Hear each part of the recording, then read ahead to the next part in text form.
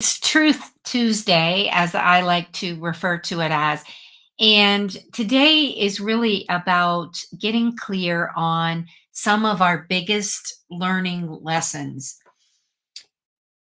I don't know about you, but I have found that some of my biggest disappointments at the time have turned out to be some of my biggest learning opportunities, which have contributed to me actually being able to recognize the truths or the lessons and really help in saving time and getting to where it is I want to be from a goal perspective.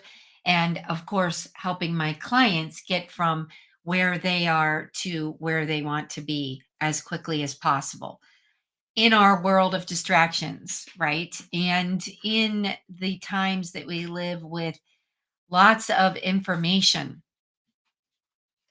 So, just to be clear, this is about recognizing our truths. And I am going to share a truth with you today that perhaps you may be able to connect with. I would also encourage you to share some truths in the comments or send me a DM because I feel that today more than ever, and meaning today, meaning the time that we're living in, it's important that we are able to share, that we are able to be heard and be seen. Because if we want to help people, we cannot help them from behind the curtain. We have to have the courage and the confidence to be able to step out in front of the curtain and be able to help our people, our community, or as I like to say, our flock. So, my name is Victoria Huff. I'm the founder of The Happy Executive, and we help professionals monetize their intellectual property. We help them be seen, get heard, and earn more revenue and recognition. I'm taking a stand for some of the more introverted professionals who maybe feel a bit invisible. And if we feel invisible or if we are invisible, we cannot help the people that we're seeking to help. So, my truth today relates to sales. And what I learned early on when I started in sales with AT&T back in the 90s. So it was, there was no social media and limited technology. I still remember getting a bag phone. That was huge. I got my first, they called them that. They called them bag phones. I should look up a picture and post it. It was quite cumbersome. And then of course, because it was like a bag phone, kind of reminded me of a case that you would carry maybe like the older video cameras in.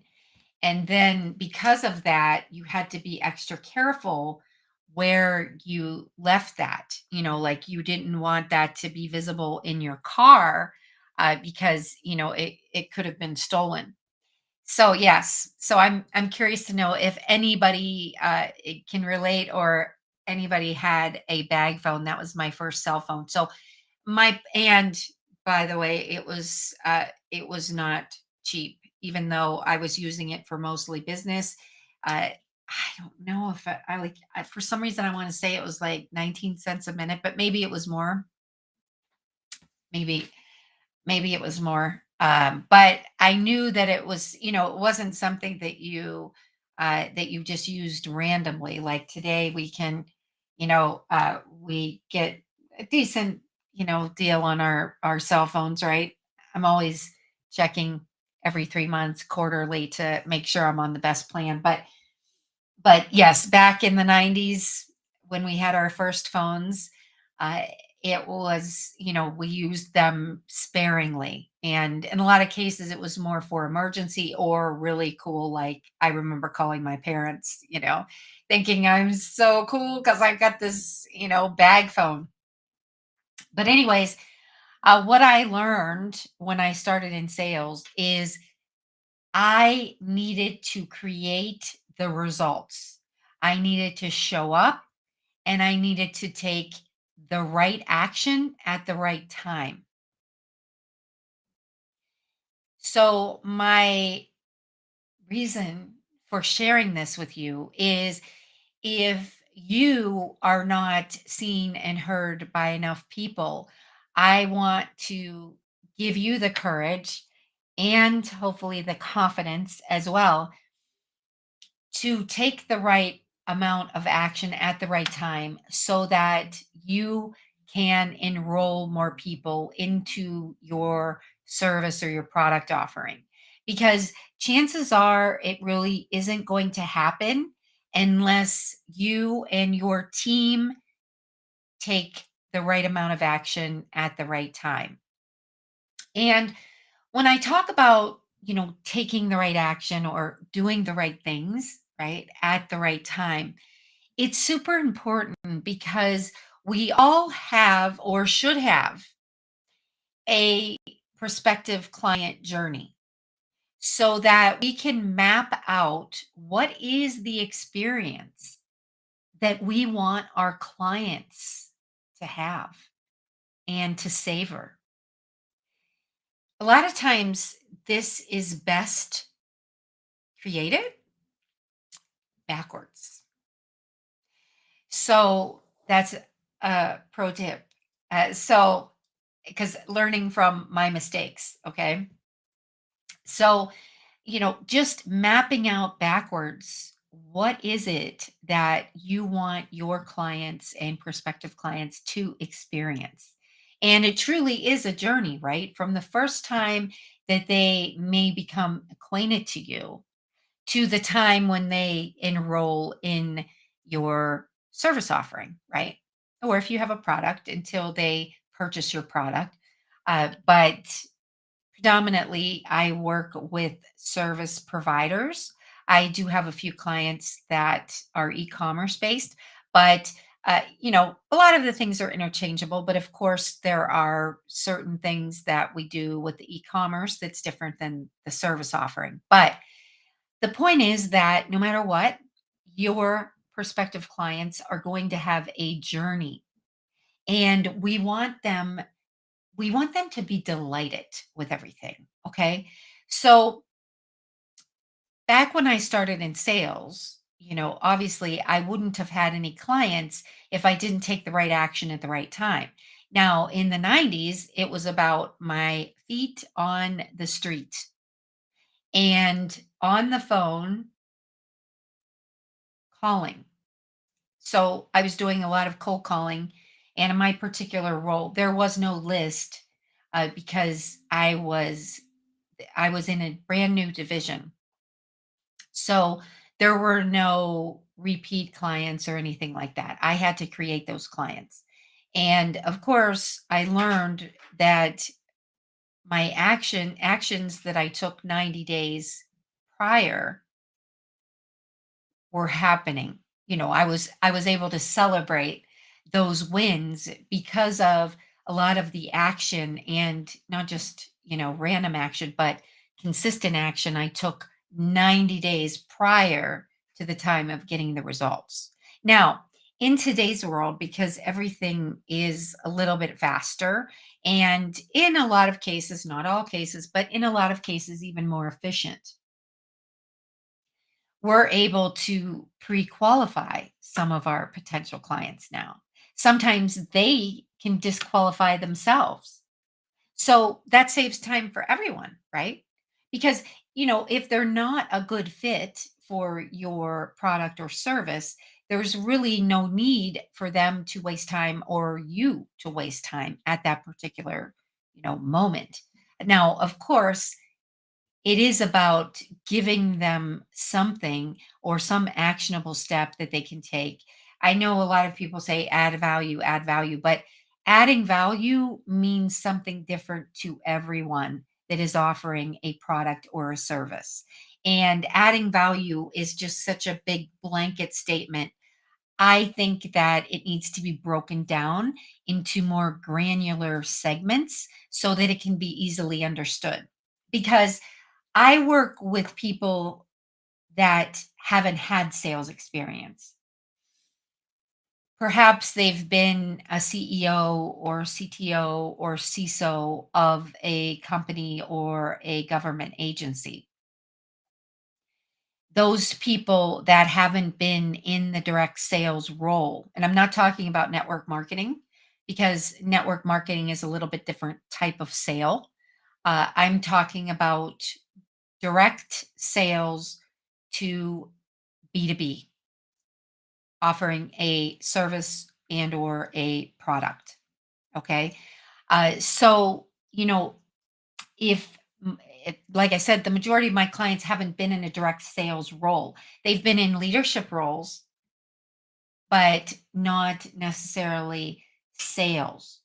So it's even more important that we're able to map out what is going to be their client journey and how are their clients going to be enrolled into their product or service. So my truth today that I'm sharing with you is really about knowing that if you don't feel that you are seen or heard enough and you do not have enough clients, chances are you have a sales problem. You may want to broaden it a little bit and say, you don't have enough leads, which is what I hear a lot. But in reality, it can be a sales problem because we have people all around us.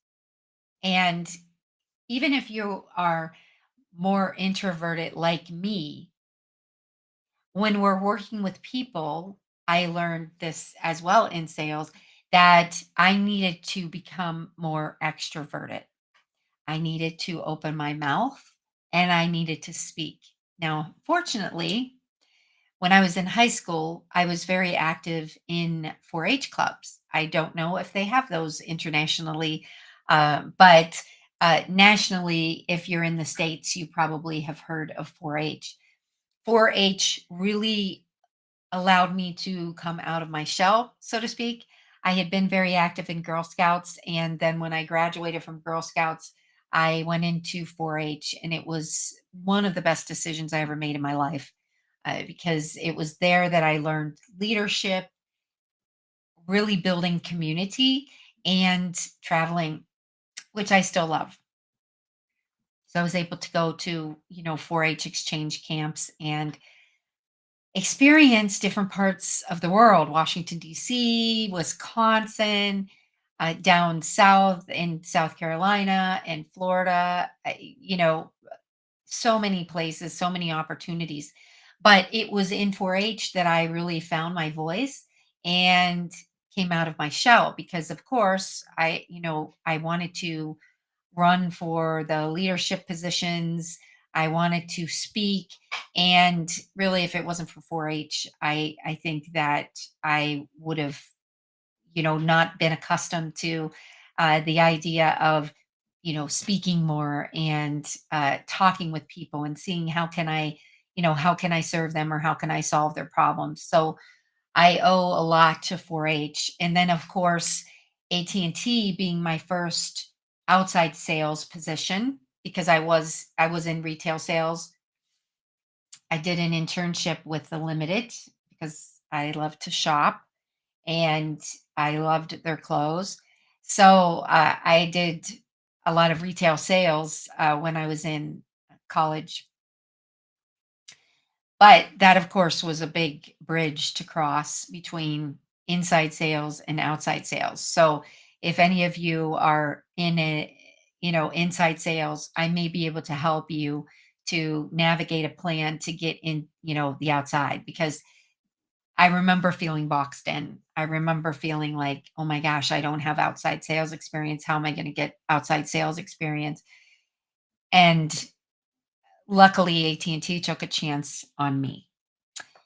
So, what is your truth?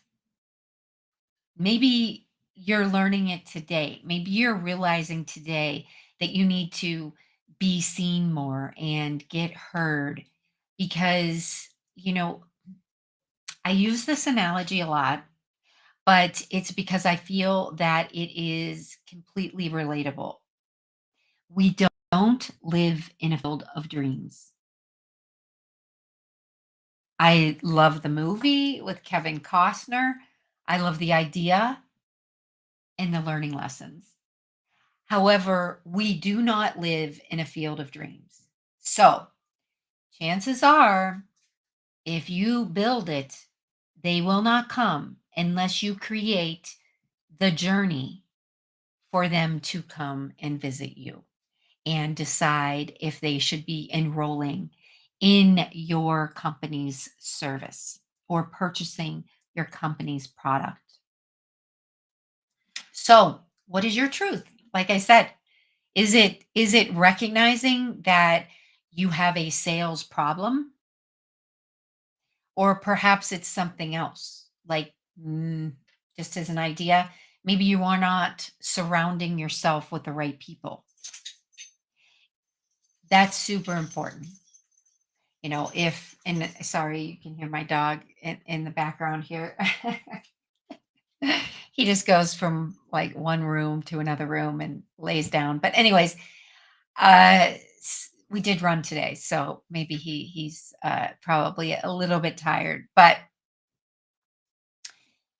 it's important that you surround yourself with the right people, because if you are not surrounding yourself with the right like-minded people that also want to be heard, get seen, you will continue to be invisible in some cases. And I don't want that for you, because if this is speaking to you, then there is something else, there's somewhere else that you want to be. So give that some thought and think about, what is it that you want your clients to experience? I had a coaching call a little while ago, and my client was sharing with me a few not so pleasant experiences that he just recently had, because he actually is getting ready to launch his challenge, and we are helping him to get everything set up. But one of the things is he needs to get his calendar set up, and he was looking at a few different services, and it wasn't the most magical client experience, and that was, you know that was actually a good learning lesson for him, he said, because he's thinking about what does he want his clients to experience when they visit his website.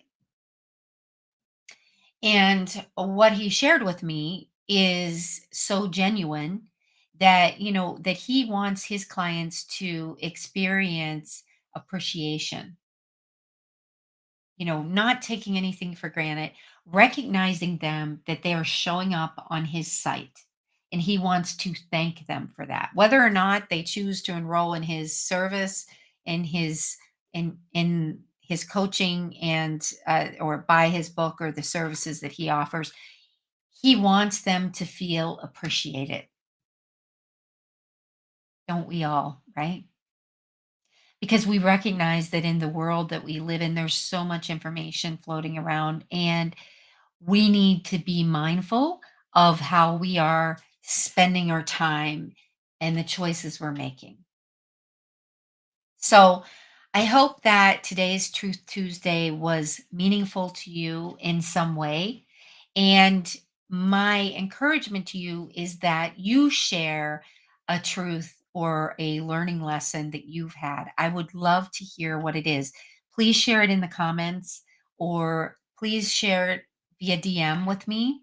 I would love to know, because it wasn't really too long ago when I recognized that, as I said in the beginning, Some of my biggest disappointments ended up being my biggest learning lessons, which of course saved me a lot of time. So I will wish you a wonderful, happy, and blessed evening. I look forward to connecting with you again very soon.